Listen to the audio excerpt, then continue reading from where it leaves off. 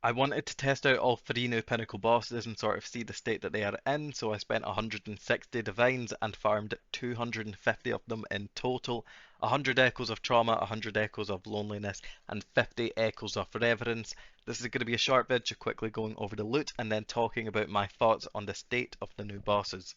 I'll start with the most underwhelming one first, the Echo of Trauma. The fragments are about 30 chaos each, and after running even just a few, it was pretty easy to figure out why. It has the worst orb out of the lot, but it does have a pretty decent unique in Enmity's Embrace that can roll well enough to make you a good few divines. This is all of the loot dropped. I made sure to note down absolutely everything that dropped, but did not include anything that I wouldn't personally sell into my profits. In the end, I did profit a nice 2000 chaos in under 2 hours, which is fine, but over half of that came from an almost perfectly rolled Enmity's Embrace. So without that would have been like a solid 4 divines profit per hour, which in my opinion is a complete waste of my time. The next one I'll talk about is, in my opinion, the best boss out of the three, and out of the three, the only one that I would consider actually farming again myself, which is the Echo of Loneliness. What makes this one good is that at the current price of the fragments, you will profit from the orbs alone. I bought the fragments at 70 chaos each, and one orb is almost 4 times that. And for me, the orbs dropped at about a 1 in 3 drop rate, which is weird compared to the Echo of Trauma orbs, where I got 60 of them in 100 runs. A difference that large would imply that the orbs have different drop rates, but this is just a sample size of 100 each, so there's always a chance that they have the same drop rates, and I just had some extremely weird RNG on those. Either way, I profited 5300 chaos in under 2 hours. The boss has no invincibility phases, the orbs make you profit alone, and everything else is the cherry on top. However, the boss would have to stay at this level of investment, which is around 70 chaos per, for it to be worth running for me personally.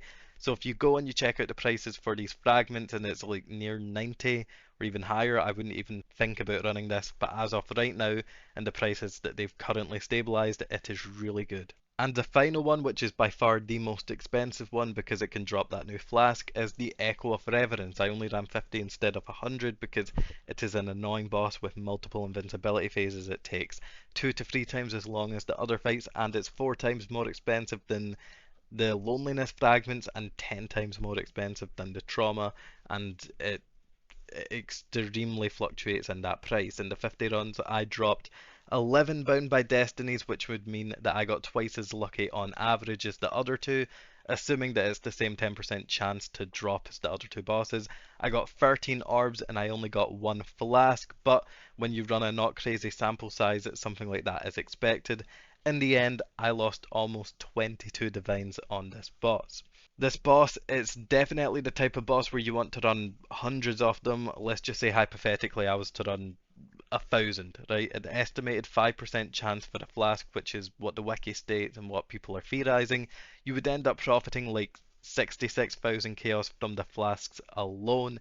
Then you include like the estimated 80k chaos from orbs and bound by destinies. All of a sudden you've made like a divine profit per run. So it's one of those bosses where you either run it once and hope to hit a jackpot, or you're one of the very few people who is crazy enough to run it as many times as possible to cut out the odds of bad RNG, and then you'd make an incredible amount of profit. But that brings me to the downside of these bosses.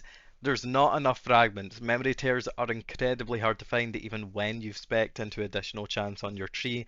I've burned 50 maps in a row looking for one before and did not find it until like the 52nd map. Then you have to run 4, 6, 8 maps, however many it takes to actually get to the fragment, and there's a lot of people who aren't even running them.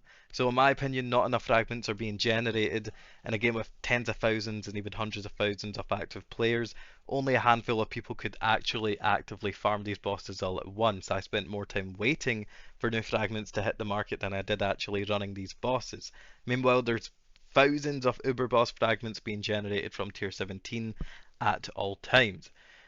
I don't know, to sum it up, one boss is awful, one boss is consistently good, and one boss is a slot machine where with enough spins you can get some crazy money, but in the end, they don't seem farmable like other bosses, so this video feels like a less like a this is how good these are to farm, and more like a here are the drop rates so you know your odds of hitting a certain item when running that fragment that you just dropped. Anyway, if you got this far and you appreciate the data, subscribe, it would be greatly appreciated, and that's the video.